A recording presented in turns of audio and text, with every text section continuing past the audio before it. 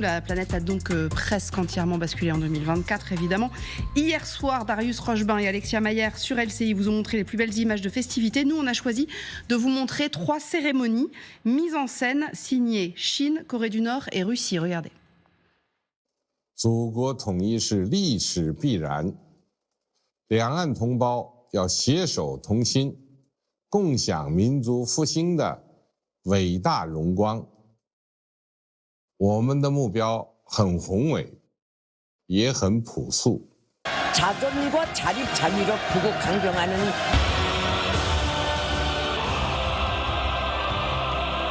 를 앞당겨올 전체 인민의 드높은 혁명열, 투쟁열을 배가. Мы не раз доказали, что умеем решать самые сложные задачи и никогда не отступим, потому что нет такой силы, которая способна нас разобщить, заставить забыть память и веру отцов.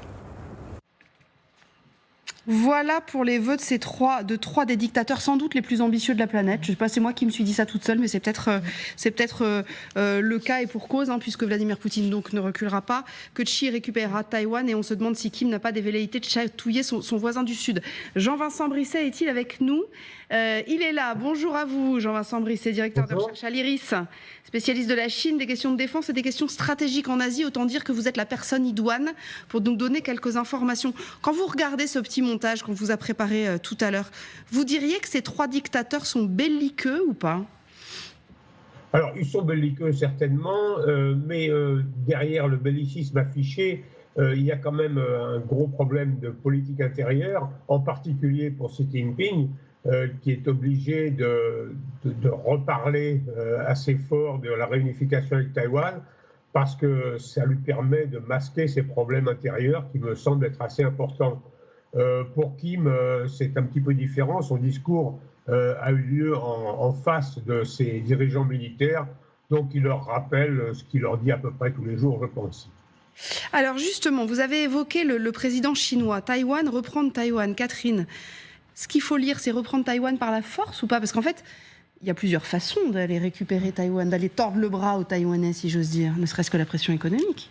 Oui, c'est ça, mais c'est justement l'ambiguïté sur laquelle joue le président chinois. C'est-à-dire qu'il explique que de toute façon, il y aura une réunification pour bénéficier du rajeunissement de la patrie. Je ne sais plus quelle est sa formule exacte, mais c'est assez original, effectivement, comme objectif. Il faut dire qu'il a un vrai objectif politique. Pardon, il a un problème démographique. Hein, je ne suis pas sûre que ce soit avec Taïwan qu'il puisse le régler, mais en tout cas, sa formule est assez savoureuse.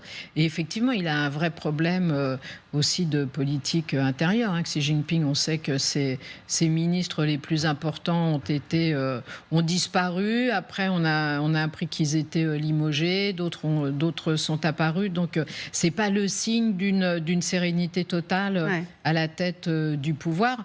Mais effectivement, il fait toujours planer cette ambiguïté sur le fait de reprendre Taïwan pacifiquement, si j'ose dire, ou militairement. Mais il appuie évidemment encore plus maintenant, puisqu'il y a des élections dans quelques jours à Taïwan. Alors, est-ce que c'est le bon moyen, justement, pour que les Taïwanais votent plutôt pour le parti qui est en faveur de la réunification avec la Chine continentale? On le saura quand on verra le résultat des élections. Et parce qu'on se pose la question quand même, Jean-Vincent Brisset, on se dit effectivement il n'a pas forcément intérêt à y aller par la force, le président chinois. Il est façon de masquer ce que vous avez très bien expliqué, le fait que son pays va pas très bien.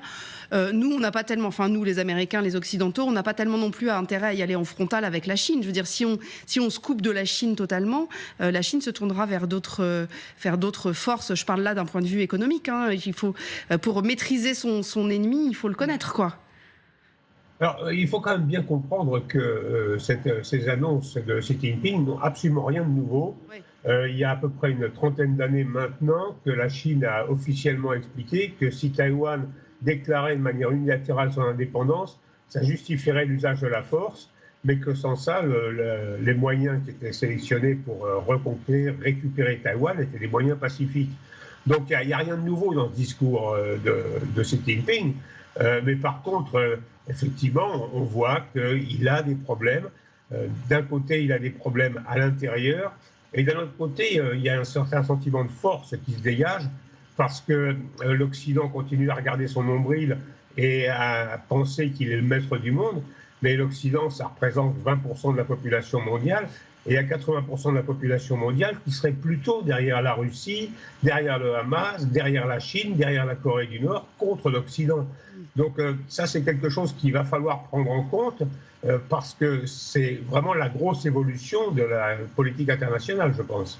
Alors, Arlette Chabot, j'entendais ce matin, je crois que c'était Gallagher Fenwick qui disait, vous savez, quand on parle des dictateurs, entre une problématique économique et une problématique d'idéologie, ils choisiront toujours l'idéologie en premier, ces dictateurs-là. Donc, Oui, on peut penser parfois, mais on a l'expérience Poutine, hein, c'est toujours l'intérêt, il l'a fait, donc on est prudent.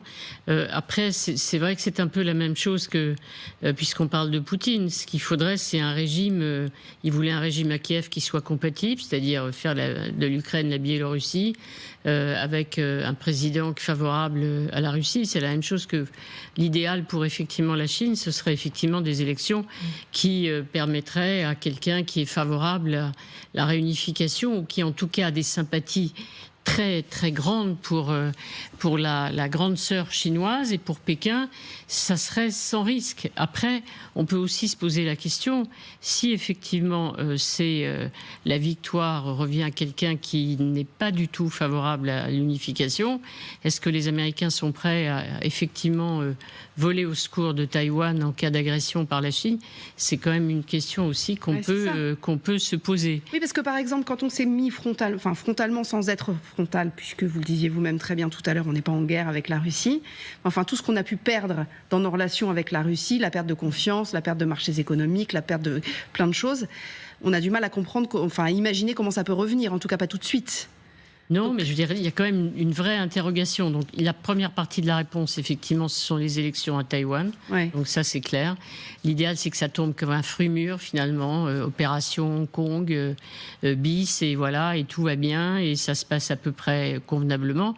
Sinon, effectivement, on s'interrogera sur la réponse, la réplique de la Chine. Mais avant d'entrer en guerre, une opération militaire chinoise et une réponse américaine, c'est pas tout de suite quand même. Juste Vincent, il y a une ambiguïté américaine. Enfin, non, mais ça c'est sûr. Il dirait mieux que moi, mais il y a quand même une ambiguïté américaine. Soutien à Taïwan s'il y a une intervention militaire, mais en même temps, les États-Unis n'ont jamais reconnu Taïwan non plus comme un État. Donc c'est pas très clair non plus. Et puis ils ont quelques autres dossiers en cours aussi, les Américains, et accessoirement une élection. Juste Jean-Vincent Brisset, pour rebondir sur ce que disait Arlette, une solution dans les urnes, c'est envisageable ou pas pour le moment? C'est pas du tout. C'est le candidat plutôt indépendantiste qui est en tête pour cette présidentielle. Alors, d'abord, une première chose, quand on dit que les Américains n'ont jamais reconnu Taïwan, c'est parfaitement faux. Les Américains ont reconnu Taïwan, comme la plupart des pays du monde, tant que Taïwan est resté à l'ONU. Autre chose, donc les indépendantistes sont en tête, mais on appelle indépendantistes les gens qui sont issus d'un parti qui était très largement indépendantiste il y a quelques années, qui l'est beaucoup moins maintenant, et pour en avoir discuté avec la présidente sortante pendant un bon bout de temps, ce sont des gens qui sont pour le statu quo, comme l'essentiel de la population taïwanaise, y compris ceux qui votent contre le parti dit indépendantiste. Je pense que les Taïwanais sont très largement en faveur de maintien d'un statu quo qui les arrange bien. Et ils ont eu un rapprochement avec la Chine, avec énormément d'expatriés qui vivaient et qui travaillaient en partie la semaine surtout sur le continent et qui rentraient à Taïwan le week-end. C'est quelque chose qui est en train de diminuer. Ça m'a beaucoup surpris, les amis taïwanais qui disaient qu'ils gagnaient énormément d'argent quand ils travaillaient sur le continent, mais que les conditions de travail et de vie étaient tellement désagréables qu'ils préféraient vivre une vie plus tranquille à Taïwan. Ça veut dire, Michel Derzhansky, qu'il faut s'attendre plutôt à ce qu'effectivement on soit devant un statu quo. Dieu sait qu'on a compris maintenant que les statu quo pouvaient être dangereux.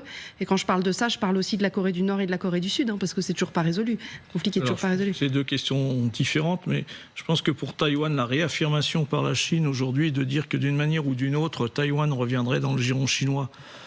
Je dirais que pour une nouvelle année, c'est pas une nouvelle en soi, mais que ça fait partie, je pense, du décorum idéologique chinois de réaffirmer aujourd'hui. Parce que ce sont ces volontés... C'est-à-dire que s'il ne l'avait pas dit hier soir, ça nous aurait étonné, en fait. C'est ça qui aurait été une info. Oui, voilà.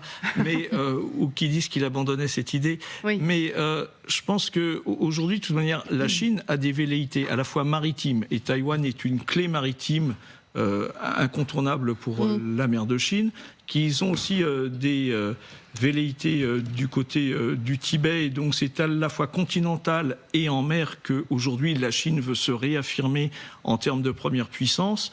Je pense que ce qu'ils attendraient, oui, c'est soit un statu quo, soit quelque chose qui se fasse un peu comme ça s'est passé à Hong Kong, c'est-à-dire qu'à un moment donné, la Chine puisse indirectement reprendre la main. Aujourd'hui, c'est pas ce qui a l'air de sortir des pronostics de ce qui va se passer en termes d'élections à Taïwan. Ce sont plutôt les indépendantistes qui, visiblement, vont remporter cette élection.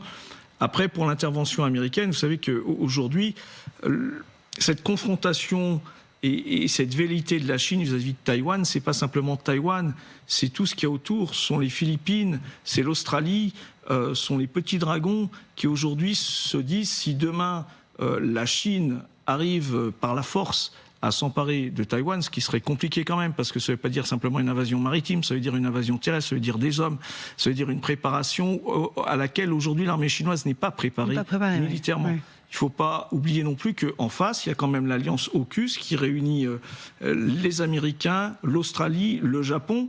Et l'Australie et le Japon verraient d'un très mauvais œil, en termes d'alliance stratégique, une défection américaine là.